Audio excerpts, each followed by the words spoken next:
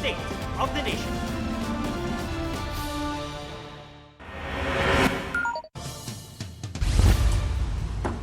Hulikam ang pagbabatuhan ng ilang lalaki nitong hating gabi ng linggo sa Pavia, Iloilo. Sa salaysay ng isang grupo sa pulisya na pagtripan daw sila nang mapadaan ang kanilang motorsiklo sa lugar. Desidido silang ireklamo ang grupong di patukoy ang pagkakakilanlan. Walang iba pang nadamay. Kabi-kabilang disgrasya sa Bataan, may mag-inang nasawi ng banggain ng truck ang kanilang bahay. Sa Maguindanao del Norte, binatilyong sakay ng truck na ng araro ng bahay ang nasawi. Yan ang report ni Jonathan Andal. Kita sa CCTV videong ito ang parating na cement mixer truck sa kurbada ng highway sa Sultan Kudarat, Maguindanao del Norte. Pero maya-maya tumingkayad ito hanggang tumagilid na at dumausdo sa tabing kalsada at tumumba sa isang bahay. Nadaganan at nasawi ang 14 na taong gulang na lalaking sakay ng truck. Sugatan ng driver nito at isang lalaking nagduduyan sa labas ng bahay. Hawak na ng pulisya ang driver na wala pang pahayag. Nang overtake ng traditional jeep ang modern jeep na ito sa kuha ng CCTV sa Cubao, Quezon City hanggang sumalpok ito sa poste sa kanto ng Pitwazo at 15th Avenue. Sa lakas ng pagbangga, umalog ang poste at tumalsik sa kalsada ang mga nasirang bahagi ng traffic light. Naputulan ng paa ang lalaking pasahero ng modern jeep na nakaupo sa tabi ng driver. Namatay siya kalaunan. Sugatan ng 21 pasahero kabilang ang 6 na menor de edad. Kapit na kapit po ako, tapos pagdating po dito, sumingit po siya dito sa gilid. Ang driver aminadong nakaidlip habang nagmamaneho. Hindi lang po ako antok, di rin po puyat. Ano lang po, parang nahipan lang po yung mata ko, napikit po ako. Humingi po ako ng pasensya sa inyo, hindi naman po gusto nyo nangyari. Suspendido na ang lisensya ng driver. Nagnegatibo siya sa alcohol test at hinihintay pa ang resulta ng drug test sa kanya. Posible siyang maharap sa reklamong reckless imprudence, resulting in homicide, multiple physical injuries, and damage to properties. Sa Mariveles, Bataan, nasawi ang isang buntis at kanyang 11 taong gulang na anak nang araruhin ng truck ang kanilang bahay habang sila'y natutulog. Parehong nakaligtas ang driver at pahinante ng truck na tumalon mula sa sasakyan. Ayon sa driver, nawala ng preno ang truck habang nasa pababang kalsada. Nirespondihan ng mga pasaherong ito na galing sa isang pilgrimage matapos madisgrasya ang kanilang sinasakyan sa isang highway sa Balamban, Cebu. 11 ang sugatan. Iniimbestigahan ang disgrasya. Tinitignan kung pumalia nga ang preno ng sasakyan. Tingin naman ng mga naunang rumesponde posibleng hindi pamilyar ang driver sa lugar. Jonathan Andal, GMA News. Round 2 ng oil price rollback bukas. Ang diesel, posibleng bumaba ng halos 25 piso kada litro. Halos 4 na piso kada litro naman sa gasolina. Ang 2 piso kada litro naman ang bawas sa kerosene. Kinokontrol na ng gobyerno ang presyuhan gamit ang police powers sa linsunod sa Executive Order 110 na nagdeklara ng National Energy Emergency. Sa ilalim nito, pinasusunod ng mga oil companies sa itataktang presyo ng rollback o sa price increase adjustment kada linggo. Ayon sa Energy Department, kung sakaling may price increase sa mga susunod na linggo, sila ang magkukwenta at di pwedeng humigit sa itinakdang presyuhan ang mga oil company. Ang mga kumpanyang lalabag, pagpapaliwanagin at maaaring suspindihin ang kanilang permits o kaya'y maharap sa kasong kriminal. Ang piston naghain ng bagong petisyong taas pasahe na 10 piso. Kung matutupad yan, magiging 23 piso na ang minimum fare sa jeepney. Hiling din ng mga jeepney driver na mas mapababa pa ang presyo ng diesel sa dating mahigit 50 piso lamang. Hinihingi pa namin ng pahayag ng LTFRB. Nagbanta ang Iran na gaganti sa Amerika kasunod ng paggubgob nito sa isang Iranian cargo ship. Ipinakita mismo ng US Central Command ang pag-atake sa MV Tuska sa Gulf of Oman. Ayon kay US President Donald Trump, kasunod yan ang tangkang paglusot ng barko sa naval blockade ng Amerika sa Strait of Hormuz. Tinawag ng Iranian Foreign Ministry na paglabag sa ceasefire ang ginagawang pagharang ng Amerika sa mga pantalan at coastline ng Iran. Habang si Trump tinawag na paglabag sa kasunduan ang anyay pagpapaputok ng Iran sa Strait of Hormuz. Sa gitna niyan, magpapadala raw si Trump ng bagong team sa Pakistan para ipagpatuloy ang peace talk sa Iran. Pero tinanggihan na yan ng Iran. Nagbanta rin si Trump na atakihin ang energy facilities at infrastructure sa Iran kung hindi nito tatanggapin ang mga kondisyon ng Amerika. Nitong Biyernes, binuksan ng Iran ang Strait of Hormuz para sa mga commercial vessel pero muli ring isinara nitong Sabado dahil sa US blockade. Maglilimang buwan matapos ang pagbaha sa Cebu noong Bagyong Tino na isa sa mga nasisi ay ang high-end residential project na Monterrazas de Cebu. Nagsalita na ang lead engineer nito na si Slater Young. Sa kanyang bagong social media video, nanindigan si Young na batay sa pag-aaral nitong Marso ng Institute of Environmental Science and Meteorology ng UP Diliman College of Science. Hindi nagdulot o nakadagdag sa epekto ng malawakang pagbaha ang kanilang proyekto, kundi sadyang malaki ang volume ng ulang dala ng Bagyong Tino. Dinepensahan din ni Young ang drainage and water management design ng proyekto na kayang humawak ng maraming tubig. Pinili raw niyang huwag munang sumagot agad habang gumugulong ang formal na investigasyon sa nangyari. Balik operasyon na ang Monterrazas de Cebu matapos alisin ng DNR-EMB Region 7 ang stoppage order noong April 6. Hindi na rin sila pinatawan ng Cebu LGU ng cease and desist order. The science does not just say we did not cause the flooding. It says that the systems we have built in place help reduce it. We first want to express our sincerest condolences to everyone who has lost loved ones, homes, and livelihoods. We respect everyone's right to their own opinion, but we will not stay silent in the face of deliberate misinformation. And we will take all the necessary steps to protect our family from it.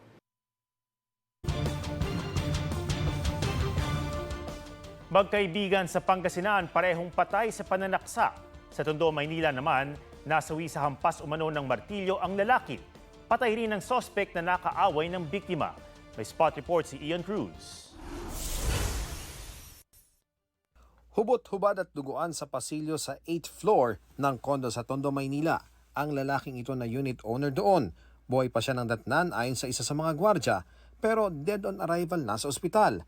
Ayon sa pulisya, pinalo siya sa ulo. Medyo matagal kasi, mga 30 minutes. Malakas kasi yung tulo ng dugo sa ulo niya. Sabi ng ilang saksi, may kaalitan noon ng biktima sa unit. Humingi ng tulong itong ating biktima. Kaya nga lumabas itong mga testigo natin. At paglabas nila dun sa nakita nila sa hallway na itong ating biktima ay duguan na at nakahubad. Nang respondihan ng insidente, tumambad naman sa ground floor ng kondo ang isa ring lalaking duguan at walang damit pang itaas. Siya ang sinasabing suspect na kaalitan ng unit owner sa 8th floor. Pagbaba namin, ayun na, naabutan na namin yung na nakahandusay na doon sa baba. Nagulat sila pagbaba nila, may nakita sila rin doon na kaguluhan at nakita nila same person, yung nakita nila sa editor ay nandun sa baba at sinabing tumalon ito. Isinasa ilalim na sa autopsy ang biktima at ang suspect na unit owner din sa iba pang gusali sa kondo. Iniimbestigahan kung ipinanghampas sa biktima ang martilyong nakuha sa crime scene. Nanghiram siya ng martilyo dito sa kanyang hipag. At yung martilyo meron tayo na recover na martilyo dito mismo sa crime scene. At proseso na yon ng ating taga-forensic unit. At isa sa mga ebidensya natin yon. Crime of passion ang tinitingnang anggulo. Tumangging magbigay ng pahayag ang kaanak ng lalaki sa ground floor. Di rin nagsalita ang pamunuan ng kondo pero nakikipagtulungan daw sila sa investigasyon.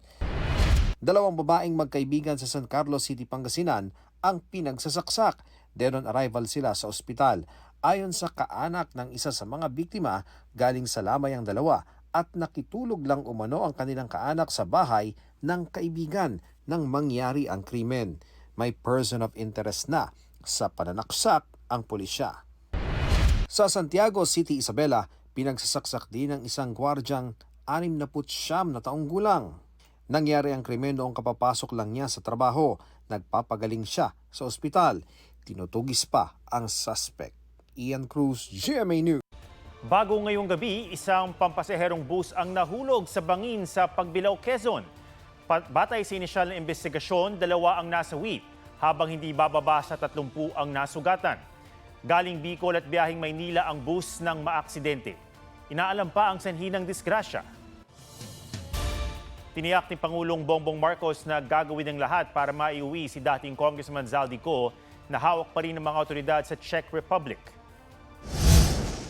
Inutusan ko ang Department of Justice kasama ang Department of Foreign Affairs na pangunahan ang pakikipag-ugnayan sa mga otoridad ng Czech Republic upang matiyak na maayos at naayon sa proseso ang lahat ng kinakailangan.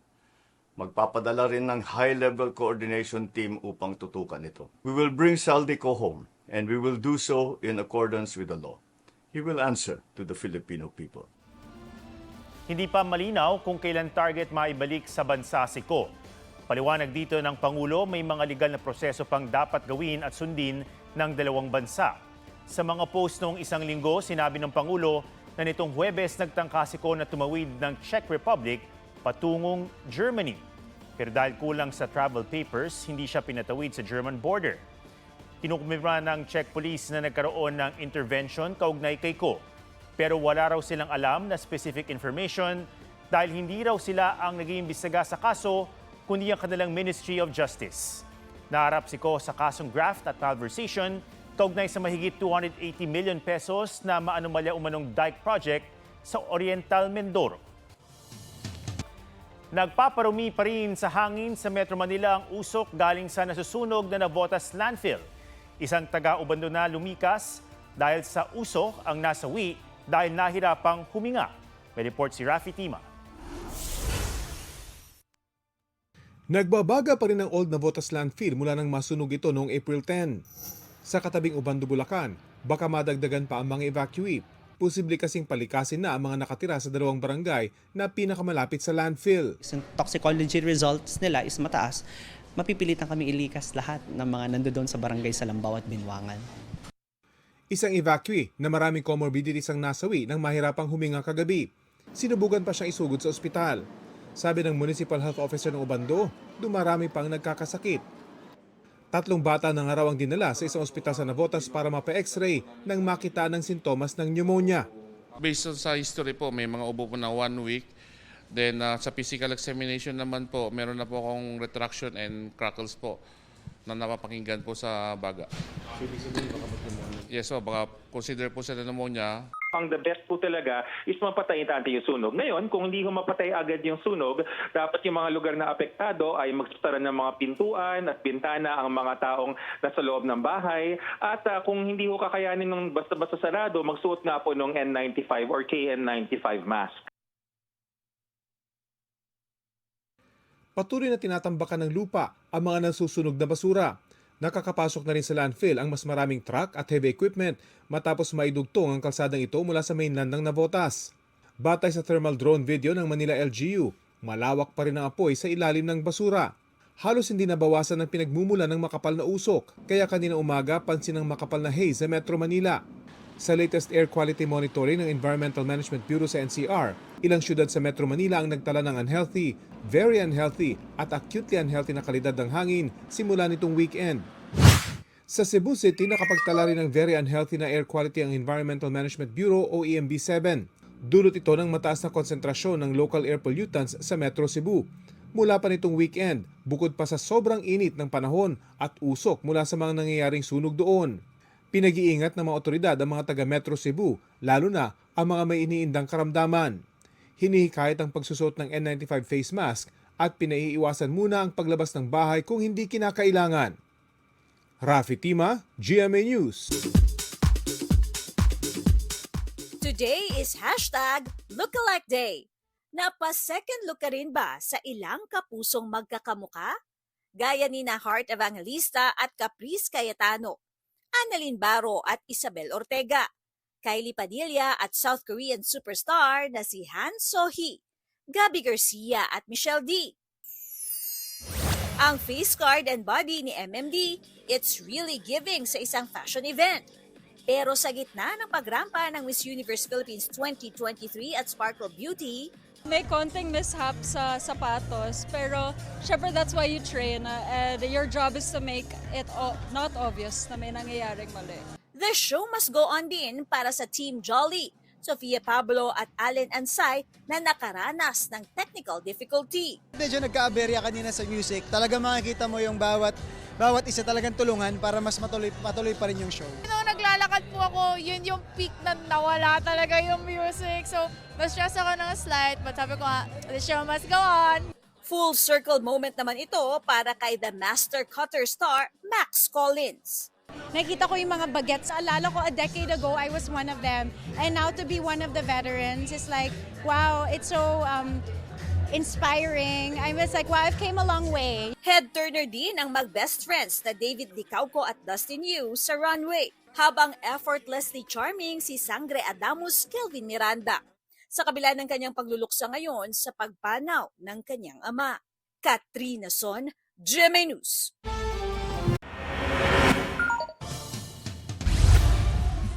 Row, row, row your boat.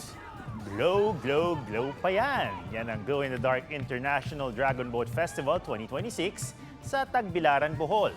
Agaw pansin ang matitingkad na kulay mula sa mga dragon boat na nagkakarerahan sa dagat sa kalagitnaan ng gabi. 8 kuponan o mahigit 200 paddlers ang sumali sa karera. Kauna-unahan ito sa Asia at kabilang sa nakikipagsiklaban ang mga team mula Canada at Hungary.